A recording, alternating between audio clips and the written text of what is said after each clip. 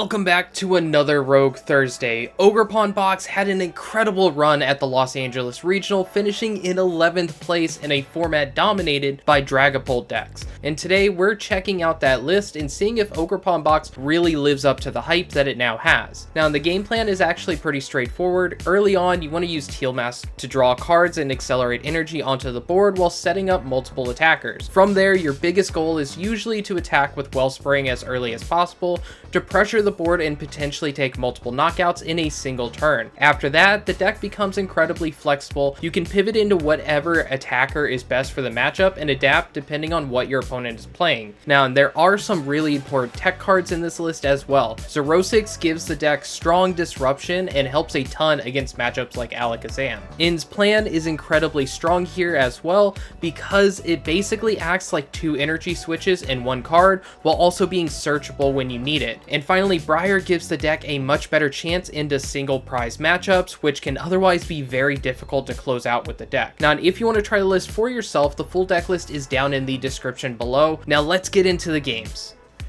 Alright, the first game I got for you guys is going to be a meta matchup against Dragapult, and this is going to be the brand new variant that's running those crushing hammers. Now, as for us, we get a very unfortunate start. Having to start a Meowth is very bad for us, especially in a matchup like this where they're able to easily one-shot the Meowth for 2 prizes, so we need to be as careful as possible. Now, what we're doing here is we're just cycling through our Teal Mask. This is what you're going to do generally, and then we are forced to fire off our second copy of Meowth just to be able to find a supporter for turn. We are going to get down our copy of Area 0. That's going to be very huge here as well. That's going to be our main way of actually removing these Meowths, so that way then we can get those into the discard so we don't lose just 2 prizes for free. Now in here we do find another copy of Teal Mask. We're going to draw another card here, and then I am going to fire off this Tera Orb. This is just going to get me my 4th copy of Teal Mask. You will generally go into 3 to 4 Teal Masks in one turn, just so that way then you can draw as many cards as possible. We do find that Energy Switch, so we are able to take the knockout here using one of our Teal Masks, and this is going to be massive for this type of matchup. The other play that we could have hoped for is going for a Wellspring play, but we would have had to wait another turn in order to do so, and we do have that kind of as an option next turn if we can draw into another Tera Orb or an Ultra Ball. Now in here, our opponent does get down 2 copies of Dreepy. They did hit a heads on a Crushing Hammer, getting rid of one of our Grass Energy.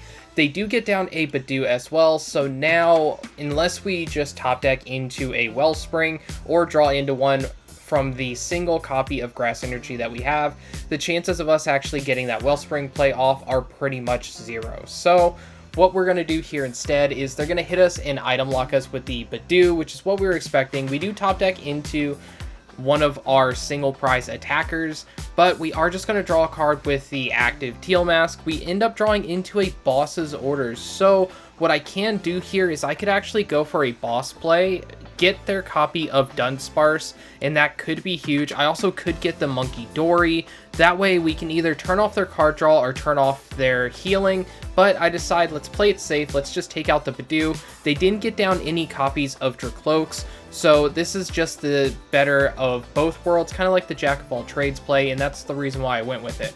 Now in here, they are going to fire off a copy of Ultra Ball, getting rid of 2 energy from their hand after attaching a Psychic. This is going to get them their copy of Meowth. This is getting them a Lillie's Determination. That way they can see 8 brand new cards since they haven't taken a prize yet. They do find a Pokepad that's going to get him a Dracloak. This way they can actually start cycling and get closer to actually attacking for the game as well. Now in here they do find another copy of Pokepad. That's going to get them yet another copy of Dracloak. Now they have 2 of those going, so now their engine is pretty much online. All they need to do is just get into a Dragapult. Now in here they do find another Crushing Hammer, and they hit yet another heads. They do have the Dunsparce into the active though, so what they'll need to do is pop a Dunsparce, drawing some more cards if they want to put anything else up into the active, and then it is going to cost them a energy anyway, but they end up just hitting us with the Unfair Stamp now, and it does hurt quite a bit. We find a In's plan, and we do find a boss's orders. They do try to hit another Crushing Hammer, that's 3 of them, but luckily they hit a Tails, so that is huge for us. but we do have the ends planned. Even if they did hit heads, we would have been able to still attack this turn. Now here they are going for another Pokepad into another one, just getting a 1/1 line of the Dunsparce ready, but they don't have a way of removing anything in their board yet. They do decide to Stadium Bump, so we are able to get rid of one of the Meowth EXs, and that is completely fine with me. Now from here, we can actually go for a very defensive play of just not even attacking, forcing them to have to waste more resources if they want to actually start attacking next turn.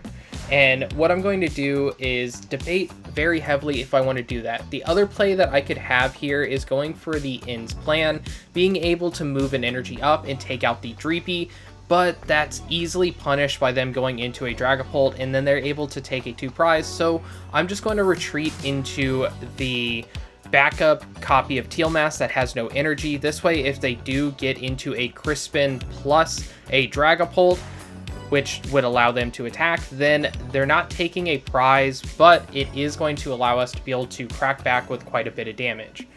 Now in here, they do get down a copy of Dragapult, and now they are going to fire off the Crispin, but they only have Psychic Energy left in their deck. They have no more fire. So them discarding energy early on to find their Meowth really hurt them. Now in here, they are going to fire off another copy of Ultra Ball. This is getting them yet another copy of Dragapult, and then they're forced to just pass the turn. Unfortunately, on my side, my draws haven't really been the greatest. We have 2 copies of Ultra Ball that we've drawn into, so I'm actually going to go for a very crazy play here. I'm actually just going to give up this copy of Meowth by putting it into the active. That way, I know my opponent wants to go into a Dragapult swing this turn, and that's going to be what they're going to do. If I just give them the Meowth, that frees up a spot on my bench. That way then I can use the Ultra Balls to get into a Fez and potentially draw into something better from my hand, and potentially even one-shot this copy of Dragapult if we see the right cards. Now in here, they are going to go into that, and then they do have the boss's order, so instead of taking out the Meowth, they are taking out our Teal Mask that was already injured, that had most of our energy. So that is kind of the downside of them having a big hand. We do end up top decking the Clefairy, but we need quite a few cards in order to do it, so we are going for this Fez play. Now we do get the Fez by giving up the boss plus an Ultra Ball, and let's see what we draw here. We actually draw everything that we need. So we're going to put down the Clefairy, put down the Prism Energy, throw that Clefairy into the active, fire off the ends plan to be able to move 1 energy up to the Clefairy, and then hit him with our Unfair Stamp. So we are playing unfair as well.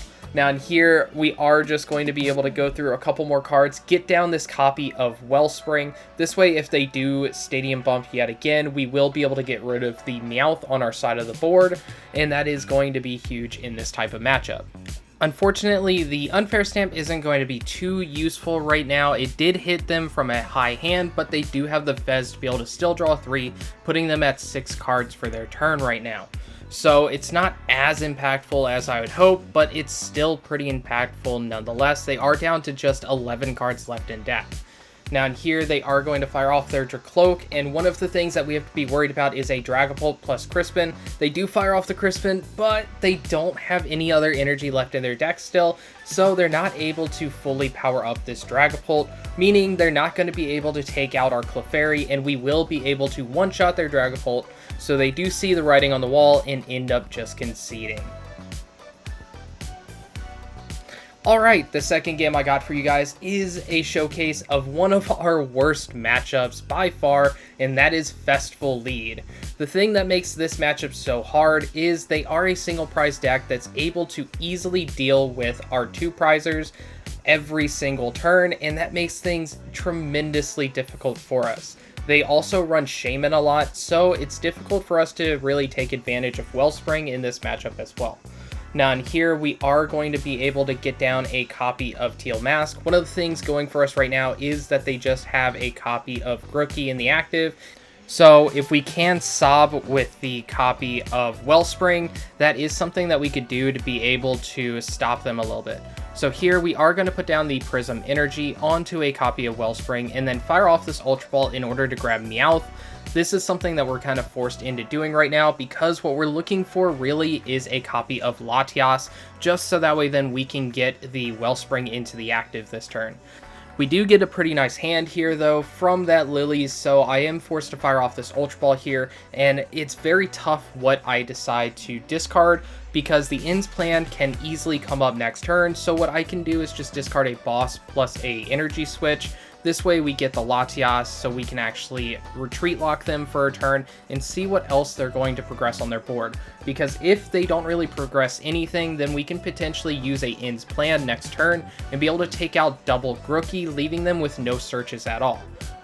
Now in here, they are going to take a little bit of time really debating about what they want to do themselves, and it's kind of a risky position that they're in as well. Now, they are going to go down with a Thwackey and put down their Festival Grounds before firing off a copy of Lillie's Determination. From here, they do get down a copy of Applin and another copy of Grookey. So now we are in a even worse position. It's very tricky how we want to deal with this. So what we're going to do is we're going to draw a card using this Teal Mask. We end up drawing into Briar, which is good later on in the game in a couple turns, but it's not really useful right now. So we're kind of in a tough position. I can just fire off Ends Plan right now, which is something that I could do. I could then be able to use Meowth next turn, find a boss's orders that's left in our deck, and be able to take out 2 Pokemon at once that we want to. And that's kind of the play that I've decided to go with. I also could just do the Torrential Pump now, get rid of this Grookey, and get rid of the Thwackey. But if they find another Thwackey or have one in their hand, I kind of don't want to have to deal with that right now.